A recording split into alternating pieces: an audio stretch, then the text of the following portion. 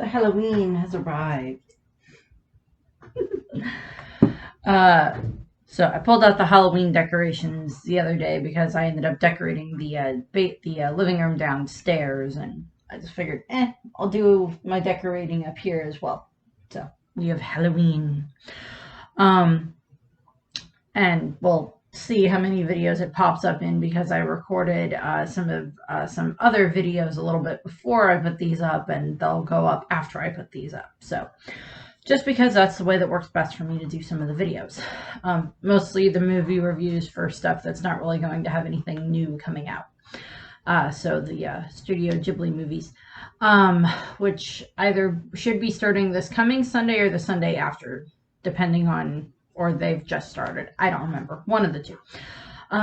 So this video is, of course, the next one in the Rulers and Leaders series. This one is the second in the Amazon Lily videos. This one is going to be about Shakuyaku, or Shaki, as she is more commonly referred to as, throughout the course of the series. She is the former Empress of Amazon Lily from 2 generations ago, and she is the owner of the owner/bartender of Shaki's Ripoff Bar at Sabaody Archipelago, and she is the wife/romantic partner of Silver's Rayleigh.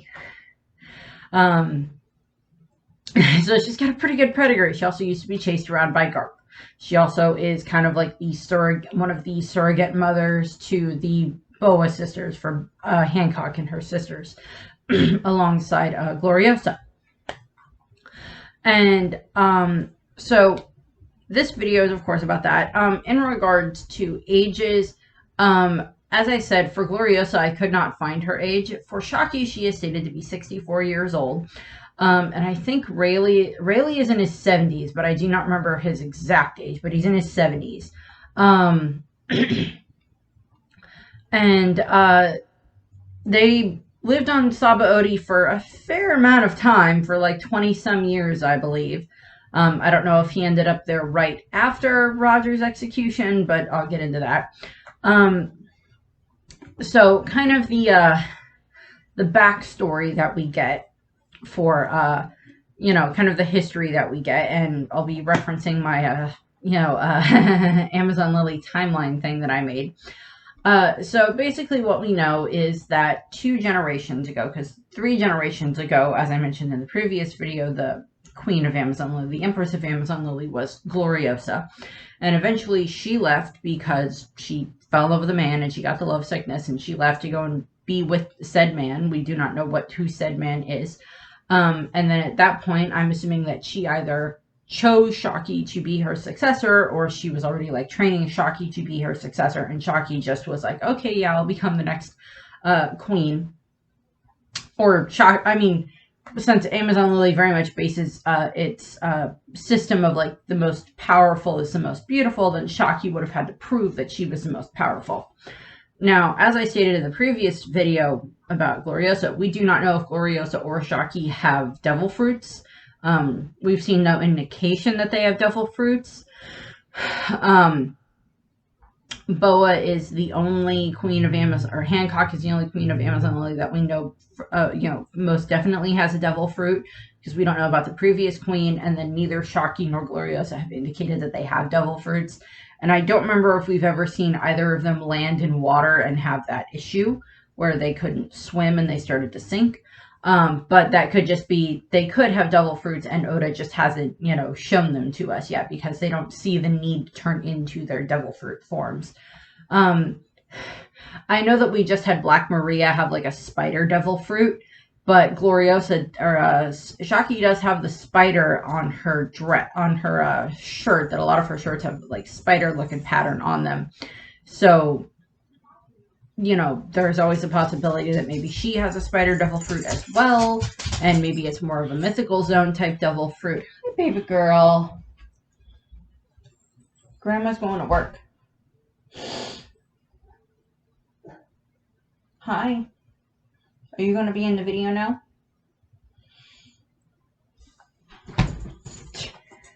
She's like, Mama, there's a shade here. I can't get to the window. It's just Grandma going to work. She'll be back later. He's like, oh, I can try to move this. I can pet you while I talk. That's fine.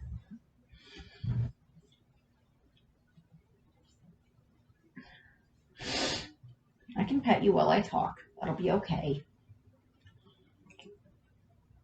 My pretty girl. But what we do know is that Shaki was made the next queen of Amazon Lily, or the next empress of Amazon Lily. And since we don't know how old she was when she got the title, we don't know how long she was the queen. We do know that 42 years ago was when she retired and she moved to Sabaody and opened up the bar. Now, whether this happened before or after she got the love sickness is a little bit left up for debate. I'm going to assume that it was beforehand, because we know that so 42 years ago, she would have been 64 now. She would have been 22 when she left Amazon Lily and, like, you know, retired from being a pirate. I know there were lots of theories about her having been on Rox's crew, and those were kind of disproven in the fact that she would have retired before everything happened with Rox's crew, and she was the captain of the Kuja pirates at that point in time, so probably not. She may have encountered Rox's crew at some point in time, and my thought is because at that same time frame, I think Roger and Rayleigh would have been sailing around already. They may not have reached that part of the Grand Line, depending on stuff, but they would have been sailing around at that point in time. And my thought is that after she, you know, left the Kuja pirate, she just decided, okay, I don't want to go back to Amazon Lily. Whoever's the next empress, okay, you're the empress now, or whatever. Or y'all have fun trying to figure out who the next empress is, and left. And she moved to Sabaody Archipelago, where probably the government knows where she is, given the fact that she probably had a decent-sized bounty, considering she was the Empress of Amazon Lily and everything. Even if it was only for a short amount of time, she probably would have still at least had some form of a bounty. And then then she set up her rip-off bar, where she was definitely quite capable of, like, defending herself if ruffians came in to try to, like, rip her off, and she just ripped them off instead. Probably being nicer to customers who she liked, and probably being a bit more forceful to the customers who she didn't like for various reasons. You know, good pirates, bad pirates, good civilians, bad civilians, whatever, that would show up at the bar. What are you doing now? I know you're cute. And what ends up happening is eventually Rayleigh shows up. My thought is that probably, we know that the Roger Pirates would have had to have stopped at Sabaody Archipelago probably several times on their way through to the New World and back again and back again and back again. They probably would have stopped there multiple times. And, I'm pretty sure that the Roger Pirates probably went off and, explored the island and everything like that, seeing what they could find. And eventually, my thought is that maybe Rayleigh found his way to, found his way to the ripoff bar, found this beautiful woman inside, whom he recognized, who possibly, maybe she encountered the Roger Pirates at some point in time, and they knew about each other, but they never really interacted all that much, but he recognizes her. And, maybe they end up developing a bit of a friendship, and then maybe that's how she develops the love sickness. And then, every time they stop off at Sabaody, depending on where they're going, or maybe they make specific trips to Sabaody, so that way Rayleigh can see, Shaki or whatever. And she ends up then, that's how they fall in love. And then she gets the love sickness. And then after Roger's execution, or after the crew is disbanded, I'm quite certain that Rayleigh's like, okay, just, after they get everybody dropped off where they need to go, and Rayleigh gets himself back to Sabaody, maybe hides the Oro Jackson somewhere, because we don't know where the Oro Jackson is. That's one of the big secrets of where's the Oro Jackson. And he may have, hid the Oro Jackson somewhere near Sabaody, to keep it safe, so he knows where it is, and he can go and check on it at various points in time. And then he ended up on Sabaody, and that's when him and Shaki, for all intents and purposes, got married. Or at least have, a domestic partnership, or whatever you want to refer to it as, where they get married. and that, combats her love sickness because she doesn't have to fight it anymore. And it may have been that because she didn't deny her feelings, she wasn't trying to hide from Rayleigh, kind of the way that like Hancock is doing now with Luffy, where it's like, yeah, she still has the love sickness for Luffy, but she's able to, control it to a degree because she doesn't ignore it, she embraces it, that type of a thing. Shaki may have figured out figure that out. At some point during that time frame between between when Roger was executed and when the Boa sisters showed up, or when they found the Boa sisters at one point, that's when Gloriosa would have showed up. And it may have been maybe because Gloriosa had been out in the world a lot longer, maybe she, ended up at Sabaody several times and found Shaki at different points, and that's why she knew where they were, and that's why her and Rayleigh got along okay and everything. And for all intents and purposes, we don't know, but maybe Gloriosa looked at Shaki as a daughter. We don't know. And, eventually what ends up happening is this is when the three of them find the Gorgon sisters, find Boa and her sisters, after everything happens with Fisher Tiger and the World Nobles, where he does his, liberates all of these slaves and everything from the World Nobles. The sisters end up near Sabaody or whatever, and that's where Shaki and Rayleigh and Gloriosa find them, and then they take care of them for, I think it's like 2 or 3 years or so that they take care of the girls.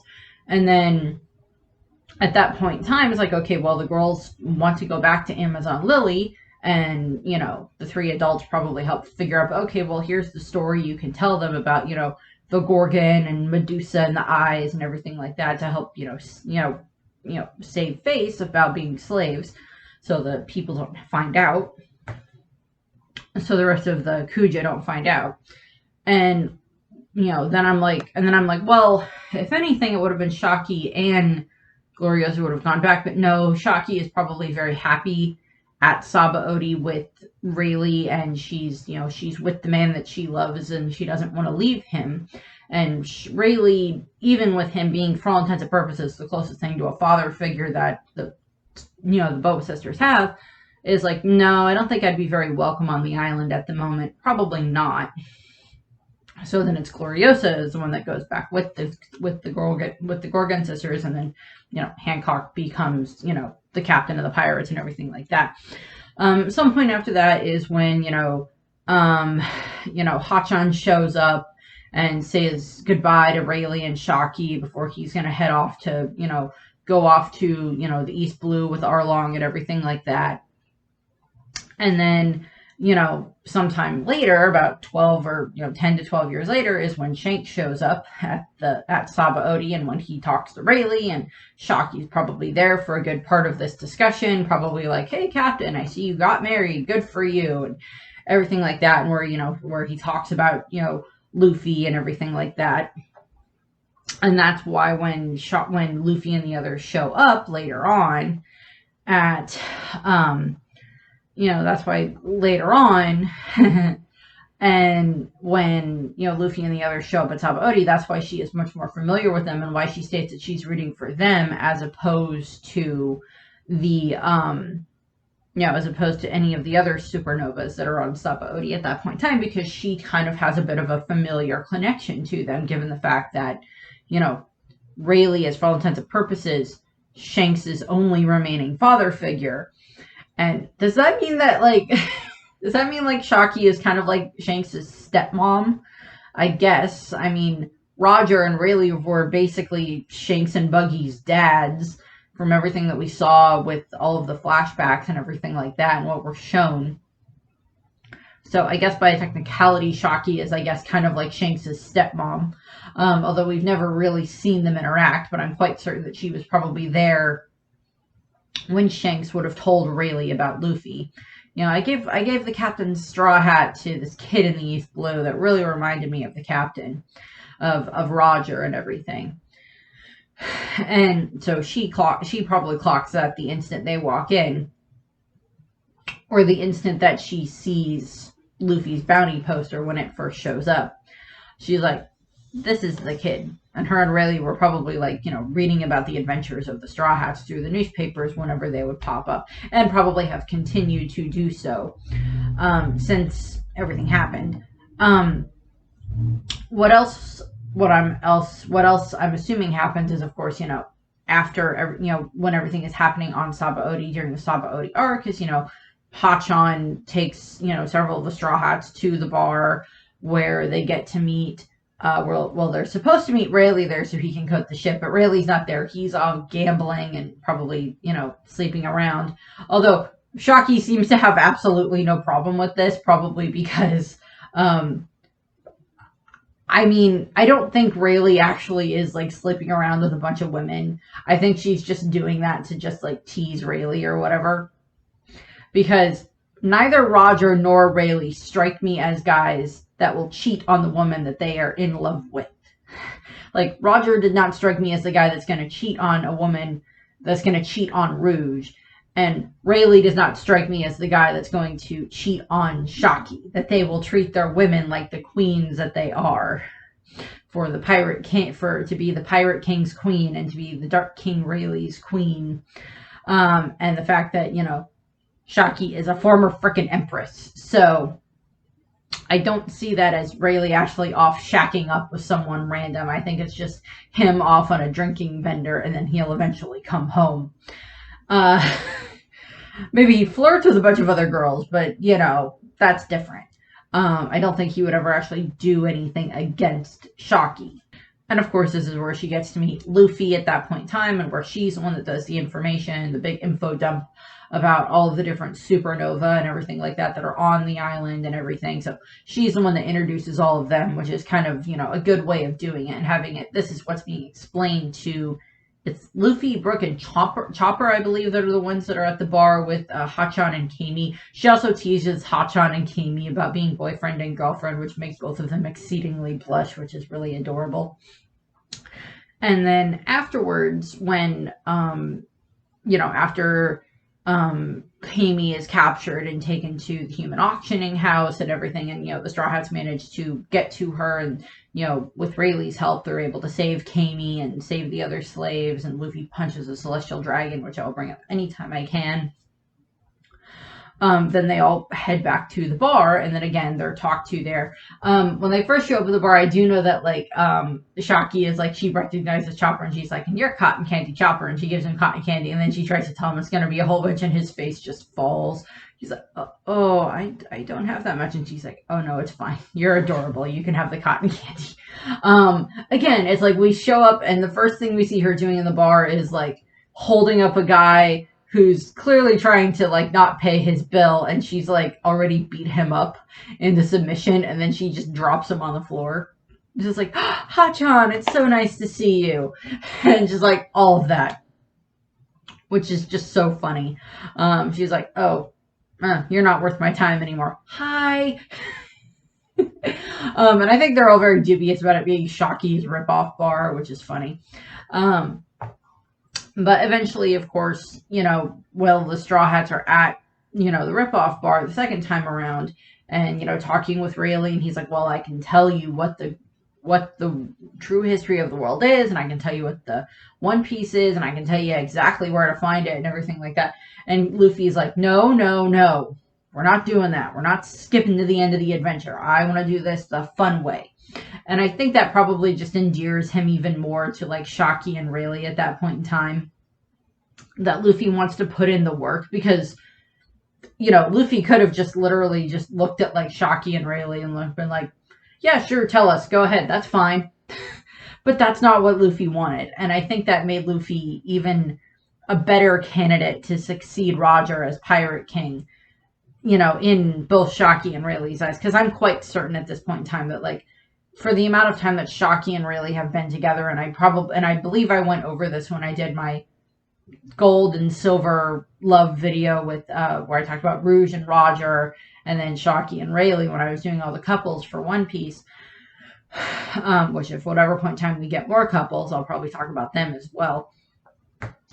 Next videos on that list, but Shockey and Rayleigh would have ended up probably talking a lot about Roger. Maybe not very much in the beginning, but I can see that as the years went by and stuff, and as they saw other pirates coming through trying to go after the world, the One Piece and everything like that, when, like they read about Shanks succeeding in the newspaper, or some of these other ones, or stuff about, Big Mom or Kaido or Whitebeard or different things along those lines.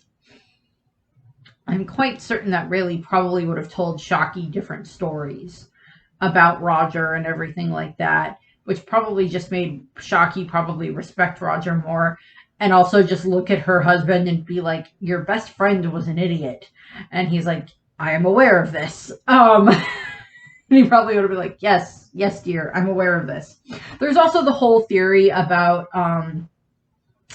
Mihawk being Shocky and Rayleigh's son, and I'm like, sure, we can go with that. I guess there's a comparison that could be made there for different things. They're both really good swordsmen and they're both strong and everything like that. So there is that possibility. That's always a possibility if you want to try to figure that out. But it could just be that Mihawk just came from somewhere else and he's just really strong regardless of who his parents are. Your family lineage doesn't always determine how strong you are going to be. I mean, like both of Nami's biological parents are very dead and were probably not important people at all. And she didn't inherit any type of, genetics from Belmere, no matter how badass Belmere was. Nami is what she is because of who she is. It's not like, oh, your parents will determine everything about you. No. That is the whole essence. One of the essences of One Piece is family is found family, not always blood family. But I mean, there's always the possibility that Dracula Mihawk is Shocky and Rayleigh's son, and he just has a different name, or Dracula might actually be Shocky's last name, because we don't know what Shocky's last name is, and we don't know what Gloriosa's last name is. Those are never stated. They could just not have last names. The Gorgon sisters do, the Boa sisters do, but it's also Boa is a type of snake, and there's that. But everything happens on Sabaody, and of course Kuma shows up, and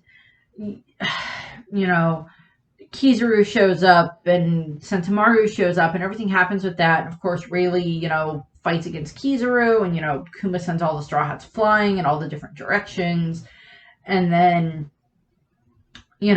Shocky watches as all of this happens, and it would have been interesting to see her show up and start fighting. But they also had an injured Hachan and a Kami that had just been kidnapped, and a Papagu that had been very much traumatized over what just happened to two of his best friends at the bar. And, I think it's she stayed there with them, and then Rayleigh went to go and deal with Kizaru and stuff. And, deal with all of that after Kuma revealed himself to Rayleigh. And then, everything happens with, Marine Ford and everything like that. And at one point in time, she's even I want to see what type of waves, what is it that she says? She's she notes that the current era is slowly changing, so that the Straw Hats must catch and hold on to the waves that will inevitably wash away inevitably wash it away to survive. So this old era of of where the Marines are at that point in time, and the old Yonko at that point in time, all of that is slowly getting eroded away by this current generation of pirates. And we saw that so much within the Wano arc, and with Whole Cake Island, with Big Mom and Kaido, with their empires being toppled and everything like that by Luffy, and Law and Kid and everything that happened there. And parts of that are also probably going to play out during Egghead as well. But after the war, it is assumed that Shocky and Rayleigh probably watched what happened. What happened to Ace, since it was being broadcast at Sabaody, it would make sense for them to have gone and watched what happened. Although there's that whole question of why didn't Rayleigh go and try to save Ace once he knew who Ace was. Why didn't he do that? You know, he spent so much time around Roger. He should have been able to recognize that Ace was Roger's son. Then again, and this is not necessarily a Shocky thing, but it's a Rayleigh tangent, that Ace ended up at Saba Odi at least once or twice, probably, throughout his travels. Maybe he found his way to Shocky's ripoff bar, and maybe he and Rayleigh interacted. We never find out about this. I don't think it's mentioned in any of the Ace light novels that he interacted with Rayleigh at any point in time. But if they did, that wouldn't surprise me. And it doesn't necessarily mean that Ace would have recognized who Rayleigh was right away. Not right away, not within association of who Rayleigh was to Ace's own father and everything. But I would assume that Rayleigh probably recognized Ace, had they ever seen each other. That's just my thought. But back to the history. Back to the post-war. After the post-war, it is basically stated that, Rayleigh, it's shown that Rayleigh goes to Amazon Lily, where he interacts with the Boa sisters and, all of that. And while all that is happening, Shocky is still on Saba Odi, where she is, where she's kind of watching over the ship, where the Rosy Life Riders are there, along with Hachan and Kami and Papagu are all there. And then eventually Kuma shows up, and he guards the ship until Frankie shows up, 2 years later. So there's all of that happens. So she kind of is there, kind of like watching over everything. We don't know at all if she ever stepped in to handle anything. If someone showed up and started beating up the Rosy Life Riders, if she, walked out and kind of, scared them off or whatever. But we're not sure. But she probably, kept things going. And it's like, okay, I like these guys. They helped save Hachan and Kami and everything like that. I'll keep an eye on them and I'll help take care of them. And I like these Straw Hats, so we'll definitely keep an eye on the ship for them during that time frame is probably what I'm thinking. And as I pointed out in a different video, or I think I asked this in a different video, where the heck did all the treasure go that was on the Sunny that they got from Thriller Bark? Because I don't know if it's still there or not. I don't remember what they would have used it on. I know they were planning to use the money to buy Kami at the auction house, but they didn't need that. Just to prevent any type of bad blood from happening. They just wanted to save Kami. Even if it meant spending as much money as they had, they were fine with it because it was saving a friend. But did Shocky just slowly take the gold off the ship? Is that what she did? I don't know. I want to know this. I don't know what happened to that damn gold. But that gold and the treasure and everything like that from Thriller Bark.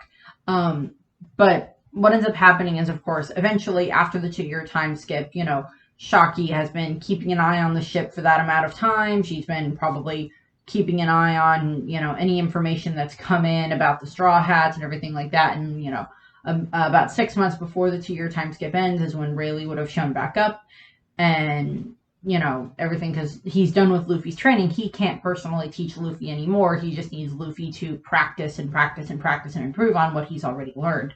He's taught him, observation and armament hockey, and he's taught him how to use his Conqueror's hockey and everything like that. Luffy just now has to learn how to make it work for himself, which he has done extraordinarily well at great cost to his own life expectancy. But what ends up happening is, of course, they end up, Shocky, Rayleigh shows back up, and Rayleigh and Shocky probably have a lot of conversations about Luffy and everything like that. And, he kind of catches her up on what happened, and they catch each other up on, what's happened the past 18 months or so. Hancock and her sisters seem to be doing fine. Gloriosa is, doing good and everything like that for the interaction he would have had with them and everything. And, she's catching him on him, this happened. I beat up about 3 pirates yesterday who tried to, stiff me on a bill and everything like that. And, all this other stuff probably. you know, and all of that. And then, of course, when all of the different Straw Hats show up, start showing up, they all show up at, the Shaki's ripoff bar, and they see they see Shaki again. Also, I think it's Shaki held on to Rayleigh's favor card during that time frame. Um, in case any of the Straw Hats arrive back at Sabaody. Um, but what ends up happening is, of course, all the Straw Hats eventually do show back up at Sabaody after the 2-year time skip, and they're all reunited, and, Rayleigh's gotten the ship all coated and ready and everything, and Shaki and Rayleigh, send them off with, smiles and encouragement and everything like that. So we get to see all of that. And she's like, they have become very strong, and she's like very proud of them. And again, it's like she has this kind of connection to them because of Rayleigh through Shanks to Luffy and everything. Like, she saw what they were willing to do. She probably heard about them a bit more from Hachan and everything like that, and from Kami, from, what happened there and everything. So, would have learned a little bit more, because, like, Luffy and Rayleigh, I'm pretty sure, talked a lot on Ruskaina in between training and everything like that. And, eventually, Shaki, Rayleigh would have told Shaki about some of that stuff, probably. But, everything like that. Plus, she saw what Luffy, as I'm quite certain, her and Rayleigh probably watched what happened at the Paramount War at Marineford and everything, and just watched all of that happen, and watched Luffy fight his way to Ace, save Ace, and then lose Ace. Plus, Rayleigh would have watched Whitebeard, who was definitely a man that he respected, sacrifice himself in order to protect his sons and Luffy and his allies, and such. So, both of them have developed this type of, like, okay, we want this kid to succeed. Both Shaki and Rayleigh have developed this, okay, we want Luffy and his crew to succeed, because they have proven that they are this good generation of pirates, that they are these good pirates that will continue on in the same vein as Roger and as Whitebeard and everything like that. And that they should be the ones to find find the One Piece, and find Laugh Tale, and find the real history and everything like that, and to fulfill the prophecy that Roger had been awaiting and everything like that 20 years, for 20 years and everything. So there's all of that.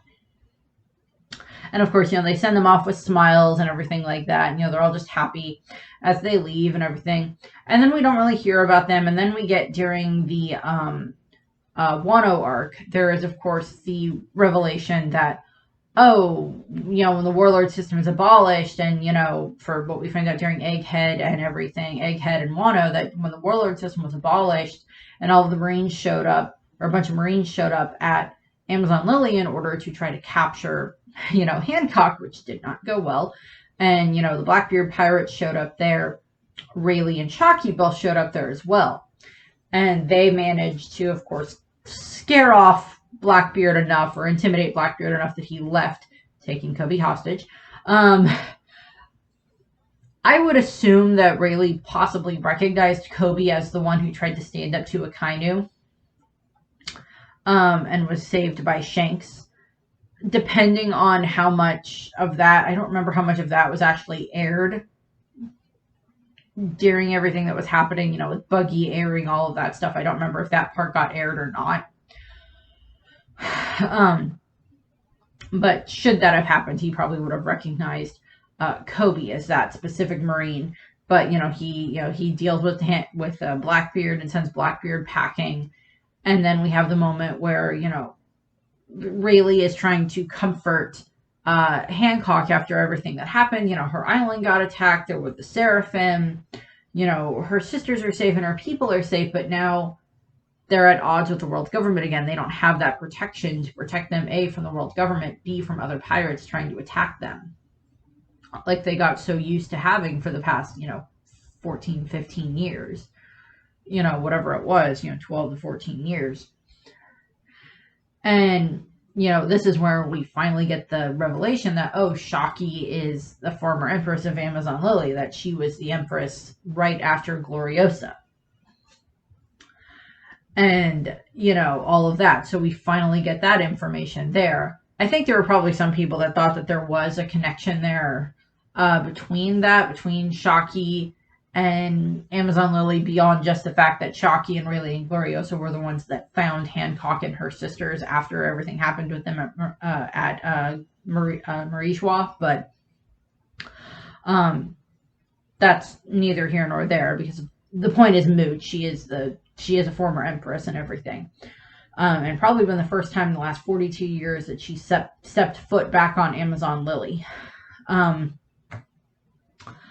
In regards to what could happen with her in the future, I mean, probably the next time we get any type of an update on what's going on at Amazon Lily, we will probably see Rayleigh and Shockey there. This kind of states that Shockey has probably abandoned